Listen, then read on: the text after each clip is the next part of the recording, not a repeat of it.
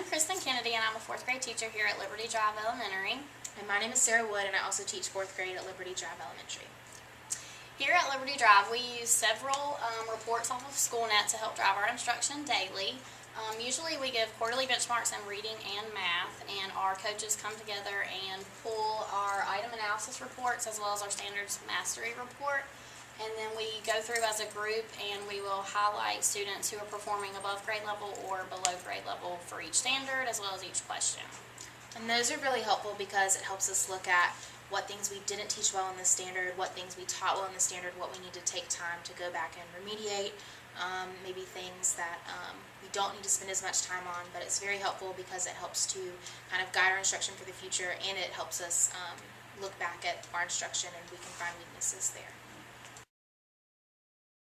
Okay, here at Liberty Drive, we use Schoolnet to make all of our assessments, and we use the different math items and the different reading passages to make all of our CFAs and our quarterly benchmarks.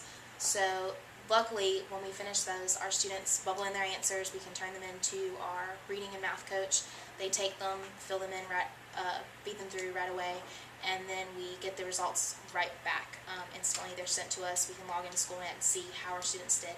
Our administrators see them at the same time, and we see them at the same time, so it's not any extra work on our part, which is very nice. Once we receive our data, we are able to print out some of the reports off of Schoolnet, such as the item analysis report and the standards mastery report. We generally go through and look for trends that we find among our students, commonly missed questions, commonly confused answer choices, and we're able to usually look for trends as far as 50% or more of your class missed certain questions. Then we'll go through and use that to drive our whole group instruction, our mini lesson. And if it's specific standards that the student struggled on, Schoolnet will go ahead and group those for you based on the percentage of those questions that they got correct, and we're able to use that to drive our small group instruction in math and reading.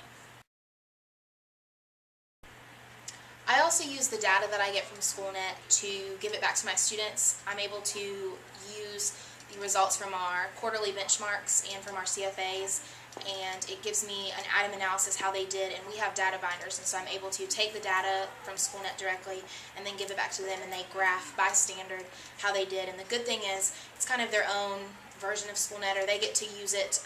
It's a binder that they keep at their desk that helps them identify what standards they're doing well on, and what standards they need to work harder at. So the good thing is that kind of lets it go back to them, and Schoolnet's made it a lot easier for me to be able to give that information back to my students so that they can use it as well to know how they're doing.